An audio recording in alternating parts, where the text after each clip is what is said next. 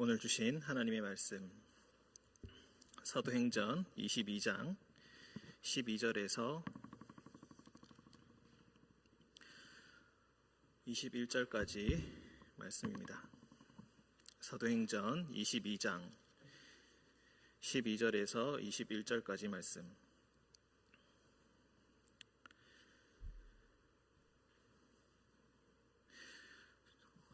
조금 더 길게 읽도록 하겠습니다. 제가 21장 40절부터 11절까지 제가 읽겠습니다. 그리고 12절부터 교독으로 21절까지 읽도록 하겠습니다. 제가 40절부터 읽겠습니다. 천부장이 허락하거늘 바울이 층대 위에 서서 백성에게 손짓하여 매우 조용히 한 후에 히브리 말로 말하니라. 부형들아, 내가 지금 여러분 앞에서 변명하는 말을 들으라. 그들이 그가 히브리 말로 말함을 듣고 더욱 조용한지라. 이어 이르되, 나는 유대인으로 길리기아 다소에서 났고 이 성에서 자라 가말리엘 문화에서 우리 조상들의 율법에 엄한 교훈을 받았고 오늘 너희 모든 사람처럼 하나님께 대하여 열심히 있는 자라. 내가 이 돌을 박해하여 사람을 죽이기까지 하고 남녀를 결박하여 옥에 넘겼노니 이에 대제사장과 모든 장로들이 내 증인이라. 또 내가 그들에게서 다메섹 형제들에게 가는 공문을 받아가지고 거기 있는 자들도 결박하여 예루살렘으로 끌어다가 형벌받게 하려고 가더니 가는 중 다메섹에 가까이 갔을 때에 오정쯤 되어 호련히 하늘로부터 큰 빛이 나를 둘러 비치매 내가 땅에 엎드러져 들으니 소리 있어 이르되, 사울아 사울아, 네가 왜 나를 박해하느냐 하시거늘 내가 대답하되, 주님 누구시니까 하니 이르시되, 나는 네가 박해하는 나사렛 예수라 하시더라. 나와 함께 있는 사람들이 빛은 보면서도 나에게 말씀하시는 이의 소리는 듣지 못하더라. 내가 이르되, 주님 무엇을 하리이까? 주께서 이르시되, 일어나 다메섹으로 들어가라. 네가 해야 할 모든 것을 거기서 누가 이르리라 하시거늘 나는 그 빛의 광채로 말미암아 볼 수 없게 되었으므로 나와 함께 있는 사람들의 손에 끌려 다메섹에 들어갔노라. 12절부터 교독으로 읽겠습니다. 율법에 따라 경건한 사람으로 거기 사는 모든 유대인들에게 칭찬을 듣는 아나니아라 하는 이가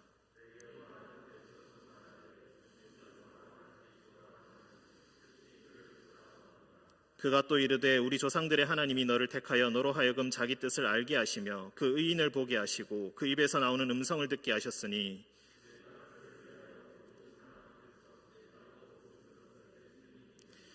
이제는 왜 주저하느냐? 일어나 주의 이름을 불러 세례를 받고 너희의 죄를 씻으라 하더라.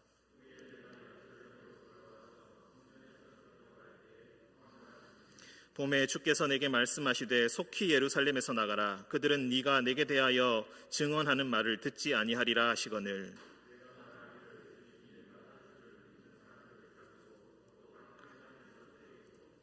또 주의 증인 스데반이 피를 흘릴 때에 내가 곁에 서서 찬성하고 그 죽이는 사람들의 옷을 지킨 줄 그들도 아나이다.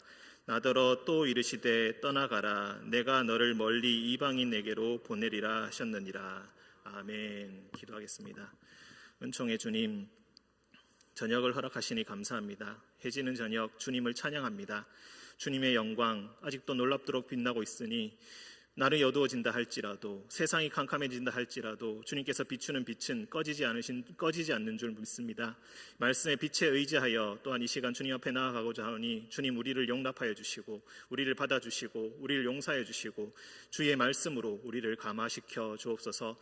우리로 하여금 다시 살아나는 힘을 얻게 하시고 주님으로 말미암아 살아가야 할 이유를 다시 찾는 귀한 시간 되게 하여 주옵소서. 거룩하신 예수님의 이름으로 기도합니다. 아멘.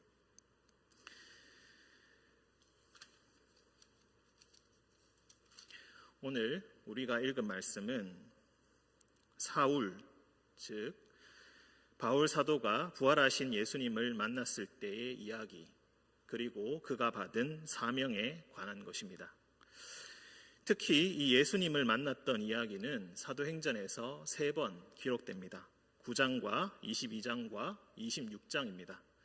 9장은 실제로 바울이 그 일이 일어났을 때를 기록한 것이고, 22장에서는 바울이 예루살렘에서 자신을 반대하는 유대인들 앞에서 자신이 겪었던 일을 자신의 말로 새롭게 말한 것입니다.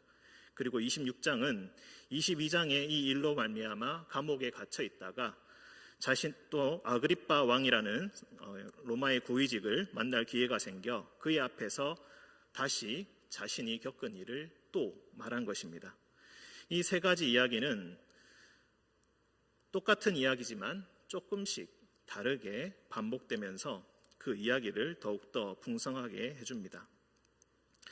오늘 우리가 읽은 이야기는 22장의 말씀.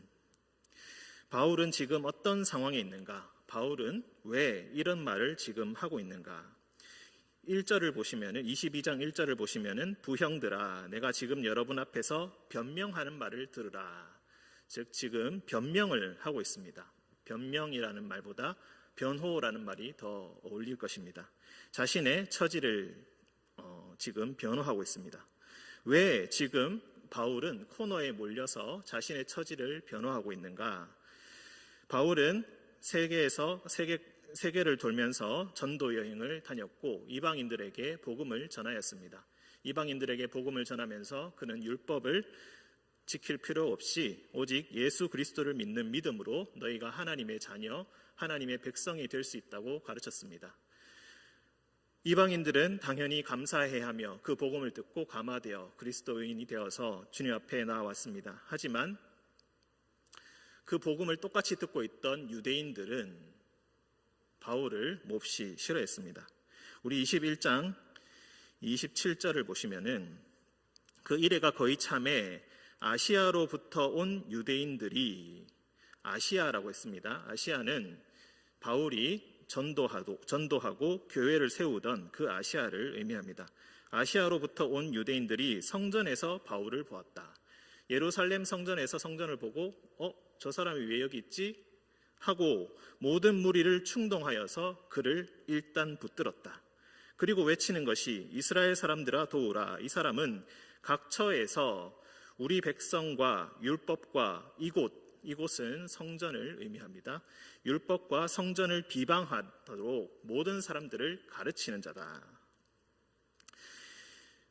우리가 알 수 있는 것은 유대인들에게, 특히 아시아에서 온 유대인들에게, 특히 바울이 전도하고 있던 그 지역에서 온 유대인들에게 바울이 단단히 미운 털이 박혀 있다는 것입니다. 그래서 그를 보고, 성전에서 보고 일단 그를 붙잡습니다. 바울은 지금 어떤 처지인가? 전도 여행을 끝내고 예루살렘 성전에 드릴 헌금을 가지고, 각처에서 거둔 헌금을 가지고 지금 성전에 왔습니다. 주의 동생이었던 야고보 사도가 이야기합니다. 너 지금 미움받고 있다. 그러니 성전에 가서 결례의식을 행하여라. 지금 결례의식을 또 행하는 이유가 무엇인가 하면은 지금 성전에서 나실인 서원을 하고 있는 자들이 있는데 네가 그들에게 서원하는 비용을 모두 다 대어 주어라. 그리고 그 의식에 참여하여라 라고 권유했던 것입니다. 그러면은 유대인들이 너를 좀 덜 밉게 보지 않겠느냐라는 그런 의도로 한 것이죠. 그런데 바울은 전 세계를 여행하면서 다녔기 때문에 그냥 성전에 들어갈 수는 없고 7일 동안 결례의식, 즉 깨끗함을 입어야 하는 그런 의식을 또 치러야 했습니다. 그래야 성전에 들어갈 수 있었던 것입니다. 그것을 7일 동안 합니다. 그런데 7일이 거의 다 되어서 아시아에 온 유대인들이 바울을 목격하고 그를 붙들어서 이 자가 우리 백성을 얼마나 세계에서 망신시키고 있는지 아느냐? 율법 쓸모없다, 성전 쓸모없다, 하나님이 모든 곳에 계시지 성전이 무슨 쓸모가 있느냐? 율법 그거 뭐하러 지키느냐? 예수 그리스도를 믿는 자면은 모두 다 하나님의 자녀가 될 수 있다, 이렇게 주장하는 자니 이 자는 마땅히 죽어야 할 자다. 그런데 이렇게 이야기하면서 또 다른 핑계를 댑니다. 바울이 데리고 왔던 29절에 보면 에베소 사람 드로비모가 있습니다. 이 드로비모를 데리고 들어가야 되는데, 데리고 있는데 유대인들이 트집을 잡은 것입니다. 원래 목적은 율법과 성전을 비방한다는 것이 첫 번째이고, 그리고 그들이 대는 핑계는 에베소 사람 드로비모, 즉 이방인을 성전으로 데리고 들어왔는데 이 이방인을 성전에서 들어가지 말아야 할 구역까지 들어간 것이 아닌가, 확실한 증거도 없고 그냥 같이 있는 것만 보았는데 이미 바울이 미운 털이 박혔기 때문에 그를 모함하여서 분명히 데리고 들어갔을 것이다. 이 사람을 죽여야 한다 라고 주장하면서 폭동이 일어났던 것입니다. 다행히 예루살렘에서 태어난 것이 아니라 길리기아 다소에서 태어났던 이 바울에게는 로마의 시민권이 있었고 로마의 천부장의 도움을 받아서 잠시 유대인들을 진정시켰습니다. 대피시키려는 찰나에 바울은 거기서 피하지 않고 그 자신을 미워하며 달려드는 유대인들에게 자신의 처지와 자신의 상황을 변호하는 말을 하기 시작한 것입니다. 그것이 우리가 읽은 22장 1절부터 21절의 내용입니다.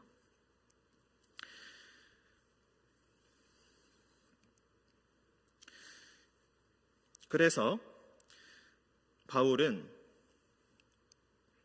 40절에 보시면은 21장 40절에 보시면은 히브리 말로 했다라고 되어 있습니다. 이 히브리 말은 아마도 히브리 방언 아람어를 이야기하는 것일 것입니다. 그 당시에 쓰이던 헬라어로 하지 않고 히브리 말, 즉 유대인들의 말로 지금 유대인들에게 말하고 있는 것입니다. 그러면서 유대인들에게 이렇게 이야기합니다. 부형들아, 나는 너희들의 형제다라고 이야기하는 것입니다. 지금 변명하는 말을 들으라. 히브리 말로 말하니까 사실 예루살렘에 그 당시에 있었던 사람도 히브리 말이 조금은 어렵게 느껴졌다고 합니다. 그래서 더욱 집중하여서 들을 수밖에 없었습니다. 그가 히브리 말을 할 줄 안다는 것 자체가 이미 그는 보증된 유대인이라는 것을 증명하는 것인데, 어쨌든 그는 히브리 말로 그 효과를 노리고 히브리 말로 이렇게 이야기를 합니다. 그러면서 나는 유대인이다. 첫 마디가 이것입니다. 나는 유대인이다. 길리기아 다소에서 자랐고 낮지만 나는 이 성에서, 이 성이란 예루살렘을 의미합니다. 예루살렘에서 자랐고 가말리엘 문화, 가장 유명한 랍비 힐렐의 손자였던 가말리엘 문화에서 내가 율법의 엄한 교훈, 누구보다 혹독하게 율법을 훈련받았다. 그리고 너희 모든 사람처럼 하나님께 대하여 열심히 있는 자다. 즉 지금 자신을 미워하던 유대인들과 나는 똑같은 사람이다. 나는 너희의 형제다. 나는 적이 아니다. 이것을 이야기하고 있습니다. 그런데 사실 역으로 생각해 보면은 오히려 이 말이 바울이 얼마나 별난 사람이었는가를 보여주는 증거가 되겠습니다. 내가 유대인인 것이 너무나 뻔한데 나는 유대인입니다. 내 출신이 이렇습니다. 이렇게 주장할 필요가 무엇이 있겠습니까? 이미 별난 사람으로 찍혔고 이단아로 찍혔고 별난 사람으로 단단히 미운 털이 박혀 있었다는 이야기입니다. 그래서 처음부터 히브리 말로 말하면서 나는 유대인이고 나는 율법을 잘 지켰고 나는 이 성전을 존중한다는 것을 끊임없이 이야기합니다. 내가 열심을 가지고 다메섹에 있는 그리스도인들을 잡기 위해서 가다가 예수를 만나게 되었다. 하늘로부터 큰 빛이 이르러서 나는 눈이 멀게 되었고 또 하늘로부터 나를 부르는 주님의 음성을 듣게 되었다. 그래서 내가 눈이 멀어서 다메섹에 들어가서 있을 때에 12절을 보시면은 율법에 따라 경건한 사람, 자, 9장의 표현대로라면 그는 마땅히 그리스도인입니다. 그리스도인인 아나니아라고 하지 않고 율법에 따라 경건한 사람이고 거기 사는 모든 유대인들에게 칭찬을 받는다, 이런 말을 덧붙이고 있습니다. 즉 아나니아는 보증된 유대인이요 존경받는 유대인이다라는 것입니다. 그 아나니아라는 사람이 이 바울에게 와서 형제 사울아, 왜 사울이라고 했습니까? 사울이 히브리식 이름이기 때문입니다. 바울은 헬라식 이름인 것입니다. 그래서 형제 사울아, 즉 유대인의 말로 바울을 불렀다는 것입니다. 형제 사울아 다시 보라고 하거늘 즉시 그를 쳐다보았다. 여기서 이 다시 보라 이 말이 원어로 이야기하자면은 아나블레포라는 말입니다. 신학교에서 헬라어 공부를 하면은 이 단어가 항상 꼭 나옵니다. 이 단어는 두 가지 뜻이 있습니다. 하나는 올려다 본다라는 뜻입니다. 예수님께서 오병이어의 기적을 일으키실 때에 떡을 가지시고 하늘을 우러러 축사하셨다 라고 했습니다. 그 우러르다라고 할 때 그 우러러가 이 바로 아나블레포라는 단어입니다. 하늘을 우러러 본다, 하나님을 향하여 고개를 든다. 그리고 두 번째 뜻은 다시 본다입니다. 이 다시 본다는 뜻은 소경이 되었다가 다시 시력을 되찾는다라는 의미가 있습니다. 이 단어가 왜 그렇게 중요한가? 하나님과의 관계에서 인간이 할 수 있는 행동으로서 굉장히 중요한 의미를 가지고 있는 행동이기 때문에 이 단어가 항상 중요하고 또한 중요하게 성경에서 쓰입니다. 바울은 일시적으로 소경이 되었습니다. 그래서 당연히 두 번째 뜻인 다시 본다, 눈을 뜨게 된다라는 그런 뜻이 되는 것입니다. 어떻게 소경이 되었습니까? 어떻게 눈을 뜨게 되었습니까? 사실 그것도 참으로 중요한 것이지만 그것보다 더 중요한 것은 소경이 되었다는 것의 의미이고 눈을 다시 뜨게 되었다는 것의 의미입니다. 그 의미가 무엇인가? 즉 올바르게 사람이 눈을 뜨고 살아가는 것이 어떤 것인가? 그것을 이야기하고 있다는 것입니다. 복음서에서 이야기할 때 눈을 다시 뜬다라는 것은 그냥 단순히 육체의 눈을 뜨게 되었다는 것의 의미가 아니라 영적인 눈이 밝아지는 것을 이야기합니다. 영적인 눈이 밝아진다는 것은 예수님이 누구신지를 알아본다는 것입니다. 이 사람이 단순한 사람인지, 이 사람이 하나님의 아들이신지, 이 사람께 어떻게 내가 대해야 하고 내가 어떻게 순종해야 할지를 즉시 깨닫게 된다는 것입니다. 그래서 올바르게 눈을 뜬다는 것은 예수님께서 누구신지 알아보고 그의 뒤를 따르는 제자, 순종하는 제자가 된다는 그런 복합적인 의미가 있습니다. 우리는 이 단어를 쓸 때 의아하게 생각할 수 있습니다. 왜냐하면 이전에 바울도 하나님께 대하여 누구보다 열심히 있던 사람이기 때문입니다.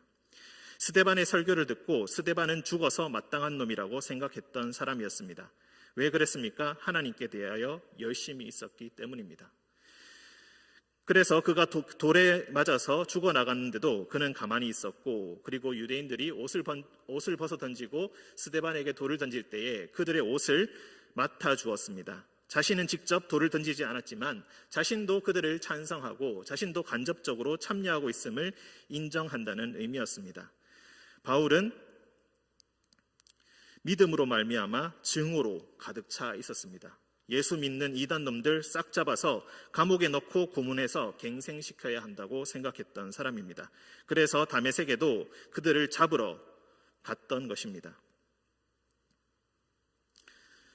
하나님을 올바로 믿는다는 그의 신념이 그를 오히려 증오에 가득 차게 만들었습니다. 그리고 폭력 행사를 불사하게 만들었습니다.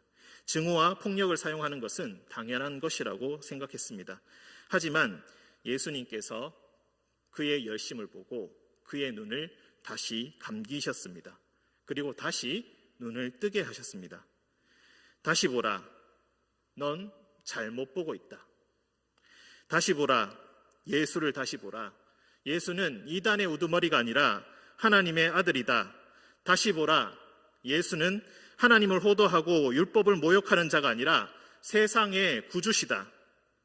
다시 보라, 예수야말로, 예수의 말씀이야말로, 예수의 삶이야말로 하나님께서 우리에게 원하시는 진정한 뜻이다. 하나님께서 우리에게 원하시는 것이 바로 예수의 모습이고 예수를 따르는 것이다. 어찌하여 이 나사렛 예수를 박해하고 죽이려 하는가? 그 제자들을 죽이려 하는가? 어찌하여 너는 하나님께 열심을 내면서 하나님의 뜻을 거스르고 있는가? 하나님께서는 아나니아를 통하여서 다시 보라, 그렇게 말씀하셨습니다. 내 형제여 다시 보라. 내 형제여 다시 보아라. 너는 지금 잘못 보고 있다. 형제여 다시 보아라. 그가 눈을 떠서 본 것은 무엇이었겠습니까? 마땅히 아나니아의 모습이었을 것입니다.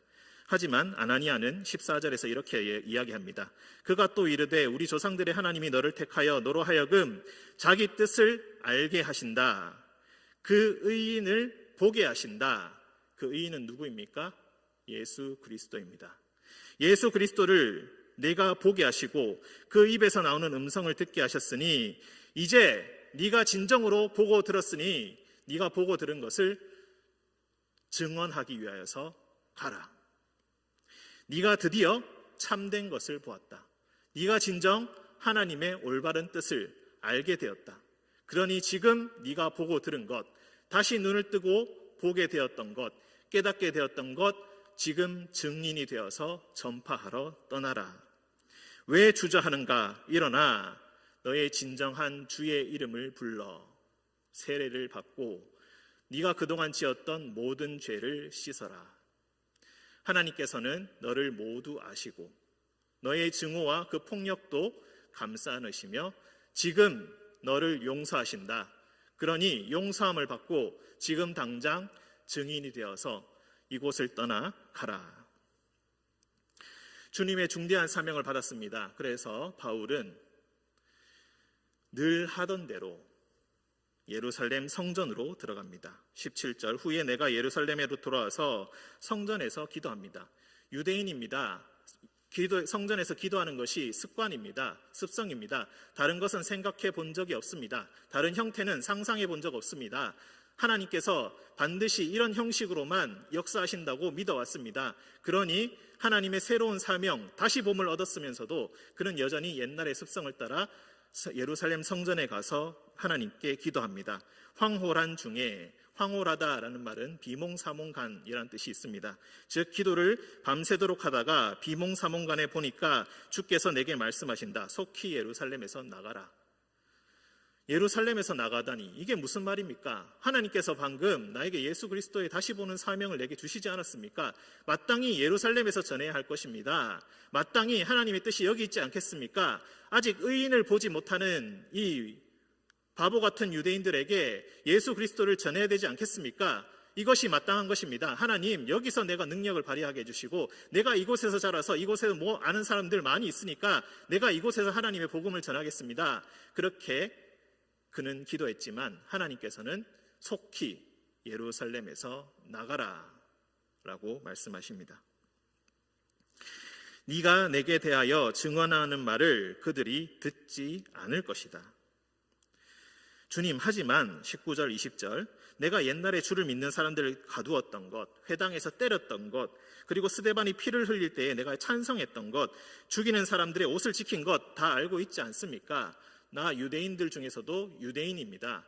뛰어난 사람입니다. 높은 학식과 탁월한 지위를 갖춘 사람입니다. 그리고 저들도 내가 어떤 사람인지 알고 있습니다. 하지만 하나님께서는 속히 떠나가라. 너는 내가 너를 이방인에게로 멀리 보낼 것이다. 왜 다시 보여주셨습니까? 하나님께서 그에게 놀랍도록 새로운 사명을 맡겨주셨기 때문입니다. 비록 디아스포라 유대인, 즉 다소에서 자란 유대인이지만 누구보다 유대인 중에 유대인이 되기를 열망했던 바울은 예루살렘으로 유학을 와서 가말리엘 문화에서 학문을 배우고 높은 지위를 얻기 위해서 자신의 모든 것을 다 바쳤습니다. 그러다가 다메섹으로 가다가 예수님을 만나게 되었고 그는 뒤집어지게 되었고 그는 다시 보는 사람이 되었고 그는 다른 사람이 되었습니다. 그리고 과감히 하나님께서 주신 그 사명을 감당하기 위해서 자신의 모든 상식을 깨뜨리고 예루살렘 성전으로 갈 필요가 없다. 율법을 모두 다 지킬 필요가 없다. 예수 그리스도를 믿는 믿음만 있으면 너희는 하나님의 자녀다. 그렇게 선포하면서 가는 곳마다 교회를 세웠던 것입니다. 그는 예루살렘으로도 가지 않았고 자신의 원래 고향이었던 다소로도 가지 않았고 자신이 옛날에 그리스도인들을 잡으러 갔던 다메섹으로도 가지 않았습니다. 아시아, 유럽 전역을 떠돌면서 가는 곳마다 교회를 세우고 낯선 곳에서 위협이 그치지 않는 곳에서 자신의 목숨을 다하여 그는 그의 사명을 감당했던 것입니다. 그 출발은 무엇입니까? 바로 율법에 신실한 사람 아나니아를 통하여서 다시 눈을 뜨게 된 것이고 성전에서 기도하다가 그 사명을 받은 것입니다. 그러니 바울이 하는 말은 무엇입니까? 나는 너희와 다른 사람이 아니다. 나는 다른 하나님을 섬기는 것이 아니다. 나는 너희와 똑같은 하나님을 섬기고 있고 하나님께서 내게 예수 그리스도를 전파하라는 그 사명을 주셨기 때문에 그 사명을 위해서 나는 내 상식과 선입견을 깨뜨리고 나는 내 목숨을 다하여 이 일을 감당하고 있는 것이다. 나는 너희와 똑같은 유대인이다. 나는 이단이 아니며 나는 잘못된 사람이 아니며 난 잘못된 복음을 전하는 것이 아니라 나는 올바른 하나님의 복음을 전하고 있는 것이고 바로 예수 그리스도를 전하고 있는 것이다. 이것이야말로 길이요 진리요 생명이기 때문이다. 그렇게 말하고 있는 것입니다.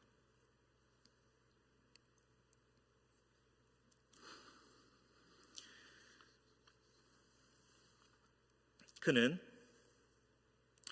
이전과 180도 다른 삶을 살게 되었습니다.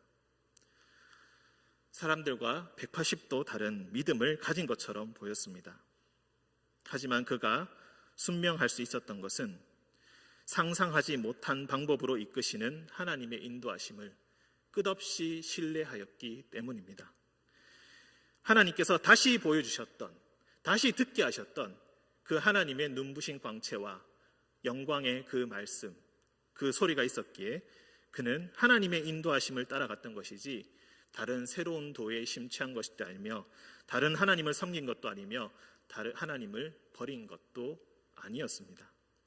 그저 하나님을 버렸다고 주장하는 사람들은 바로 유대인들이었던 것입니다.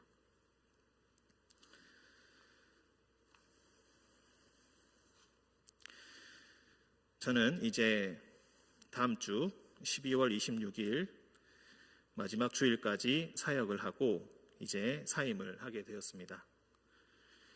2014년 5월 처음 이곳에 면접하러 왔던 날이 어제같이 기억이 생생합니다. 지하철 타고 버스를 타고 걸어서 이곳에 왔는데 교회를 못 찾아서 교회를 중간에 놓고 빙빙 3바퀴나 돌았던 기억이 납니다. 3바퀴를 빙빙 돌고 나서야 여기가 교회구나 라는 것을 알고 들어왔었습니다. 그리고 담임 목사님을 뵙고 면접을 보게 되었고, 면접을 보고 나오는 길에 1층 영화부실, 다 알고 계시죠? 1층 영화부실 앞에서 정원 쪽을 바라보았습니다.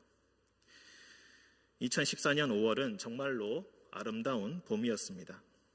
햇살이 교회 안으로 들어오고 살랑거리는 봄바람이 들어오고 그리고 잎들이 부스럭거리는 소리가 참으로 아름답게 들렸습니다. 그 순간에 잠시나마 황홀함을 느꼈던 기억이 납니다. 그것을 보면서 저는 이곳에 있고 싶다라는 생각을 했었습니다.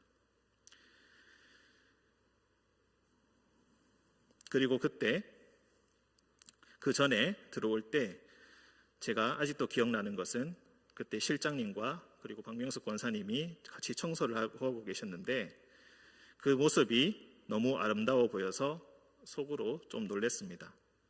더 놀랐던 것은 주일날 장로님, 집사님, 권사님들이 정말 아름다우시고 나이에 비해서 참 젊어 보인다는 것이었습니다. 아름다운 곳에, 아름다운 처소에 아름다운 사람들이 있는 것, 그것이 의림교회를 바라보는 저의 첫 인상이었습니다. 그때로부터 어느새 햇수로 8년이 지났습니다. 어느덧 제 인생의 5분의 1을 이곳과 관련해서 보내게 되었습니다. 모든 것이 처음이었습니다. 전도사라는 호칭도 처음이었고 목사라는 호칭도 처음이었고 설교하는 것도 처음이었고 목회하는 것도 처음이었습니다. 한 여자의 남편이 된 것도 처음이었고 한 아이의 아빠가 된 것도 처음이었습니다. 그래서 의림교회는 저에게 참으로 뜻깊은 교회입니다. 하지만 지금에 와서 이런 생각도 듭니다. 처음이어서 죄송합니다. 좀 더 능숙했더라면, 좀 더 경험이 많았더라면, 좀 더 선을 알고 적극적일 때와 소극적이어야 할 때를 잘 알았더라면, 좀 더 노련했더라면 여러분들에게 더 좋았을 텐데, 무엇보다 이 교구 여러분들에게 더 좋았을 텐데 처음이었어서 정말 죄송합니다. 제가 성도일 때 목사님들이 고별 설교를 하는 것을 들으면서 내가 참 부족했습니다. 제가 참 부족했습니다. 정말 죄송합니다. 라고 하는 이야기를 들으면서 사실 그냥 괜히 하는 소리겠지라고 생각했었는데 이제는 정말로 이해가 갑니다. 실제로 저는 쥐구멍에 숨고 싶을 만큼 정말로 부족했고 지금도 부족합니다. 하지만 그래도 조금이나마 성장할 수 있었던 것은 여러분의 인내가 있었기 때문입니다. 여러분들이 저를 묵묵히 참아주시고 좋은 말씀만 많이 해주시고 또한 저를 위해서 많이 기도해 주셨기 때문입니다. 참으로 감사합니다. 그리고 의림의 자녀들에게도 감사합니다. 중등부 전도사 시절 저와 함께했던 친구들 이제 어느덧 성인이 되어서 대학에 들어가기 시작하고 군대에 가기 시작하고 심지어 군대에 제대하기도 시작했습니다.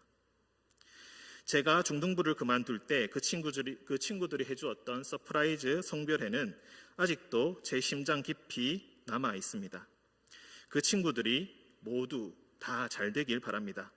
한 명도 빠짐없이 절대로 아프지 말고 항상 건강했으면 좋겠습니다. 행복하고 즐겁게, 때로는 힘들고 아프더라도 삶의 어떤 공백도 없이 시간을 꽉꽉 눌러 담아 하나님께서 선물로 주신 이 인생을 충만히 누렸으면 좋겠습니다. 행복하고 건강하기만 한다면은 나중에 절 잊는다 할지라도 저는 세상 누구보다 행복할 것입니다. 언제나 이별은 부담스럽습니다.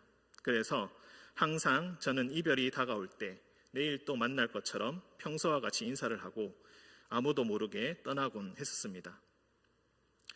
언젠가 우리 모두가 하늘나라에서 만나게 될 것이라는 그 믿음만이 어떠한 경우에도 우리를 안심시켜주고 우리를 위로해주며 우리를 축복해주는 그런 말이 될 것입니다. 저는 건방지게도 한때 눈을 떴다라고 생각했었습니다. 하지만 지금 돌아보니 여전히 저는 눈을 감고 있습니다. 믿는 자가 보았던 그 광채, 그 목소리, 어느새 조금씩 잊었던 것 같습니다. 성경을 통해서 들려주셨던 하나님의 말씀이 생각납니다. 안으로나 밖으로나 도저히 미래가 보이지 않았던 캄캄한 밤에 서 있던 저에게 주님께서 들려주셨던 그 황홀하고도 장엄한 목소리, 그리고 제 눈에 보여주셨던 눈부신 말씀의 광채가 생각납니다.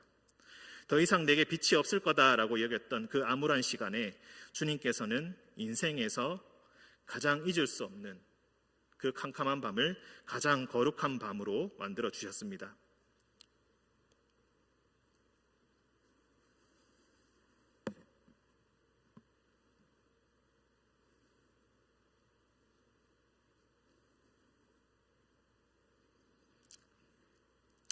주신 사명, 말씀에 순종하고자 정신없이 성경에 몰입하며 말씀과 동행하기 위해 몸부림쳤던 그 모든 시간들도 생각납니다.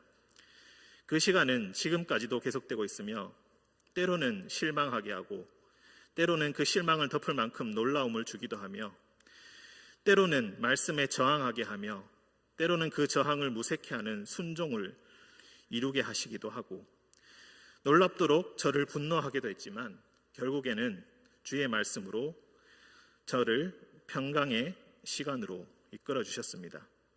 이 시간은 앞으로도 아마도 계속 반복될 것입니다.